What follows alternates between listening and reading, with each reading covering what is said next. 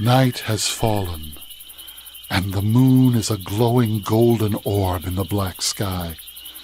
See how it shines on the dark back roads of America, and on one road in particular. Come with us, and we'll take a walk down the moonlit road, for the night is waiting, and the moon is full. The Moonlit Road presents Episode 48, Sop Doll, written by Craig Dominy and told by Jim McCamus.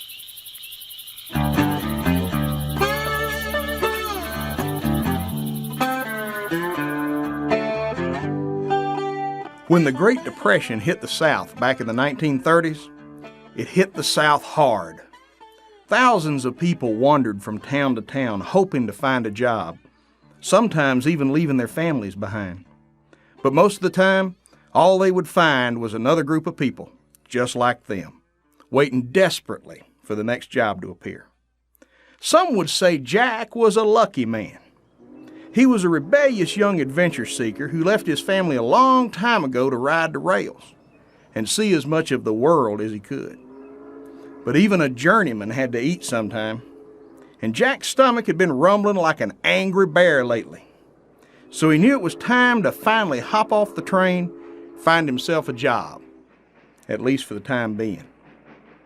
One day, Jack's train pulled into the small town of Abel, Mississippi, although it would have been generous to call it a town. It was really a small speck in the middle of an endless sea of dry, barren farmland.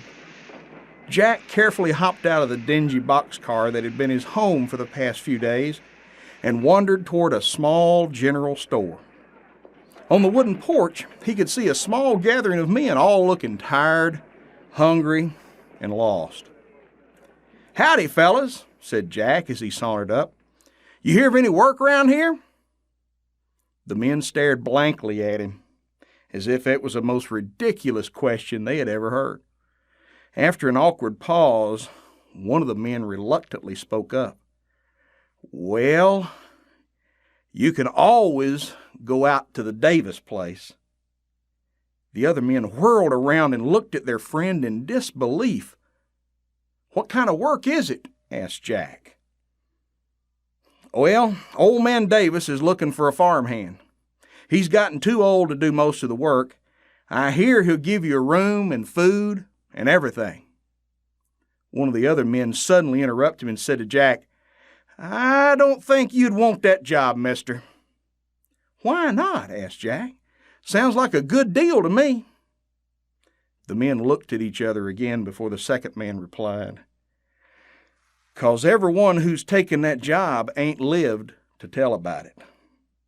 Jack studied the group for a moment, trying to figure out if this was a joke or if maybe they're trying to scare him because they wanted the job for themselves. But the grim looks on their faces told Jack they were dead serious. "Why is that?" Jack finally asked. "Is this Davis fella some kind of a slave driver?" "Nobody knows," said another one of the men. "All we know is everyone who's gone up there has been found dead the next morning.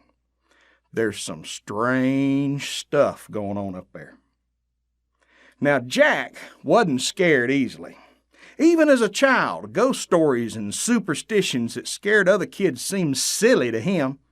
He flashed a confident grin and said, "A little hard work doesn't scare me. I think I'll take that job, and I'd be mighty obliged if one of you fellas would give me a ride up there." One of the men shrugged his shoulders and pointed Jack toward his wagon. An hour later, they were riding across the flat and vast Mississippi landscape toward the Davis home. The surrounding farmland was so barren and drought-stricken that Jack thought it looked sort of like the Arabian desert. After all, he had seen it for himself in an old magazine somebody left on the train. Before long, Jack was surprised to see an oasis in the distance. A small cluster of lush oak trees in the middle of the brown fields. A dirt path stretched from the roadside into the center of this odd, tiny forest. The The driver pointed at the trees and said, "There's the Davis place. Sorry, but I'm going to have to ask you to walk the rest of the way." Jack could see a flash of fear in the driver's eyes. He smiled and thanked him and then hopped off the wagon toward the Davis home. The walk up the path seemed to stretch on forever, but as Jack neared the grove of trees, he saw an ominous sight. On the side of the path was a tiny graveyard without any headstones, only hastily carved crosses. What's worse, each of the graves looked freshly dug. Jack finally entered the grove, and compared with what he had seen so far, it looked to him like a paradise. Under the cool shade of the oak trees stood a pretty white farmhouse, a wide veranda sweeping around the front. A small stream gurgled behind the house, giving the place a relaxing, otherworldly feel. Excited about his discovery, Jack marched up to the door and knocked. After a while, the door creaked open to a darkened house. Standing there was a feeble old man in weathered overalls, his skin tan and leathery from years in the fields. He looked through tired, bloodshot eyes at Jack and said, "Can I help you?" "Some fellas in town told me you were looking for a farm hand," said Jack. "I do need a hand round here," said Mr. Davis. "But did those fellas tell you about the problems we've been having with the help?" "I heard about it, but I ain't scared," answered Jack with a touch of brashness.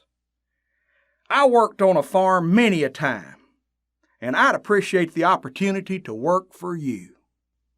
Mr. Davis sighed and walked out of the house.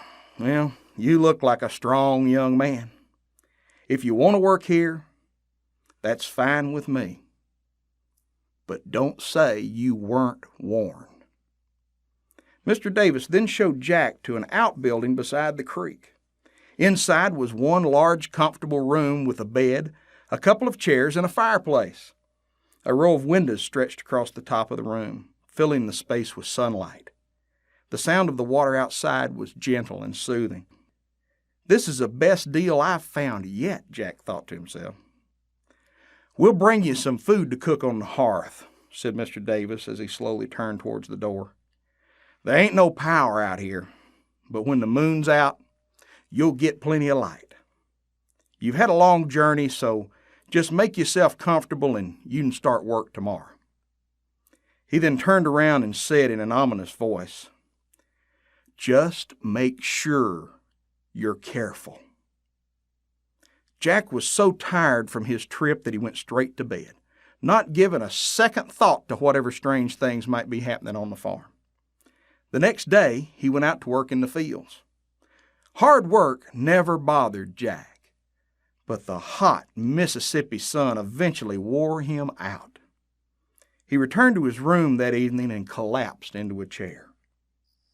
Beside the fireplace, Jack could see that the Davis family had left a fat meat bone, along with some rice, biscuits, and fresh vegetables.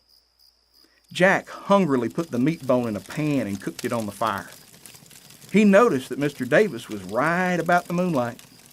Between the fire and the bluish shafts of moonlight streaming into the room, one didn't need a light bulb. When the meat had finished cooking, Jack took out his prized carving knife, cut the meat into thin slices, and poured the gravy onto the rice. Mr. Davis had left a kitchen knife with the food, but Jack preferred his trusty silver knife, a knife his grandfather in Georgia had carried with him while serving in the Confederate Army. Jack didn't have many possessions, but his knife was one thing that stayed with him. Jack leaned back in his chair and slowly ate his food, savoring every morsel. In fact, he was so intent on his food that it took him a while to notice that a black cat had somehow entered the room.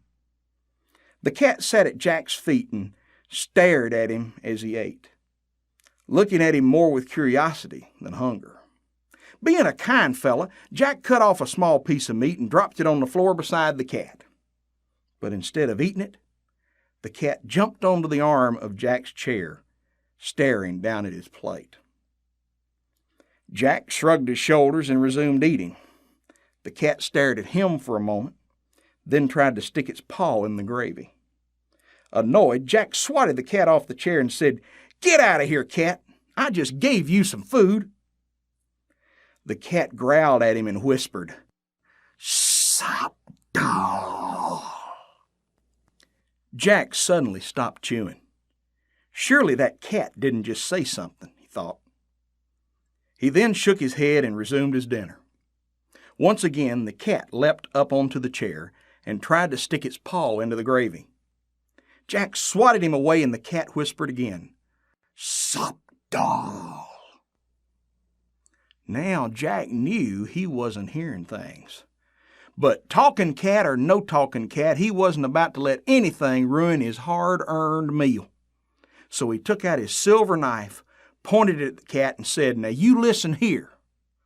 I ain't had a good meal in days. You try sticking your paw in my dinner again, I'm gonna whack it off.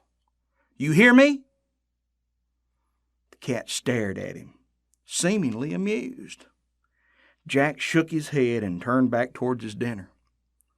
Sure enough, the cat jumped back onto the chair and tried to stick its paw in the gravy. Enraged, Jack whipped out his knife and whacked off the cat's paw, sending the cat screaming into the night. Jack looked down at his plate and saw the cat's bloody paw floating in his gravy. Disgusted, he set the plate aside and went to bed. The next morning, as Jack got ready for work, he grabbed his plate to wash it in the stream. As he looked into the gravy, he saw a horrible sight. The cat's paw had transformed into a human hand, an elderly woman's hand to be exact, and on one of its fingers was a wedding ring. Jack figured he should tell Mr. Davis about what he found. So he wrapped the hand in a towel and brought it up to the main house. When Mr. Davis answered the door, Jack told him about the cat, then showed him the hand. Mr. Davis's eyes widened in terror as he said in disbelief, "That's my wife's wedding ring." As Jack ran this gruesome information through his head, he remembered those spooky old stories his father used to tell him about witches and haints. He figured they were just silly tales that old folks used to keep kids in line.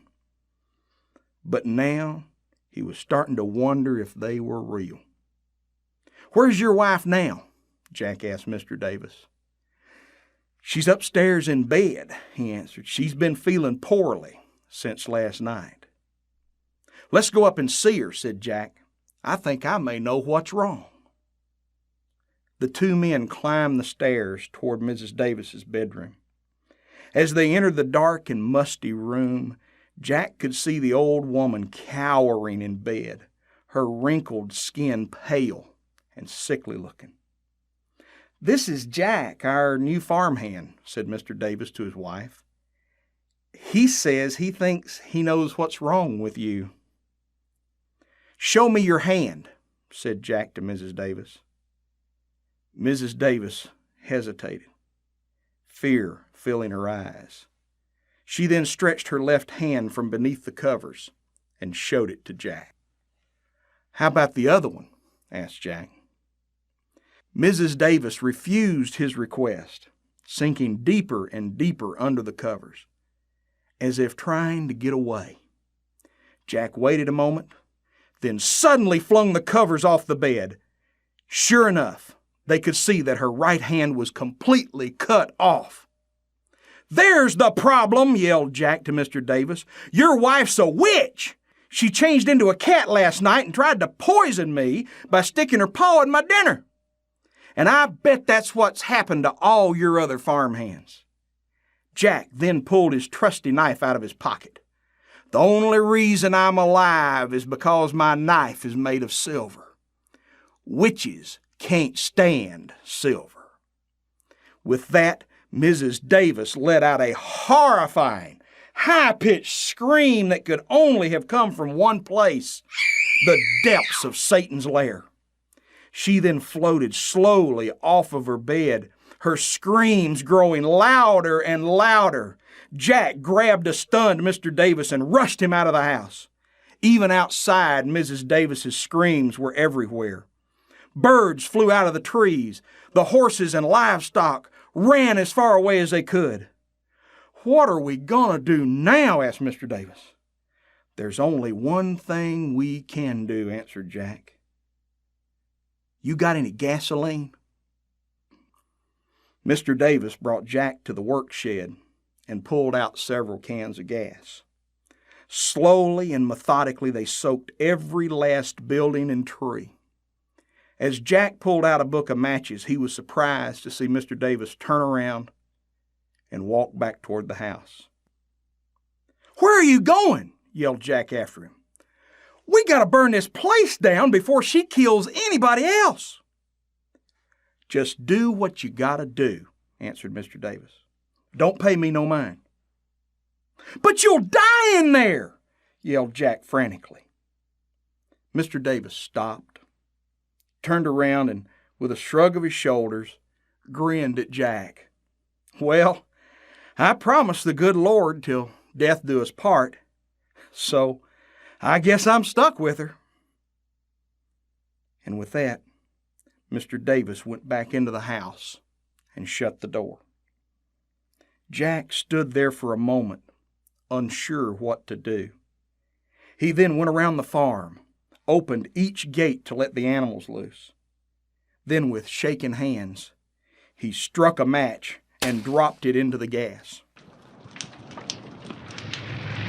A wall of fire quickly raced around the farm, consuming every building and tree.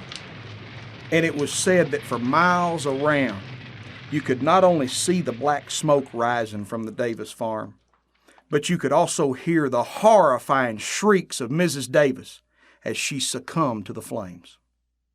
Jack quickly left Abel, Mississippi on the next train. And for the next few years, he continued wandering from town to town until he finally found a woman who settled him down. But ever since his run-in with the Davises, he gave his old family ghost tales and superstitions a little more credence, especially the one about a black cat crossing your path.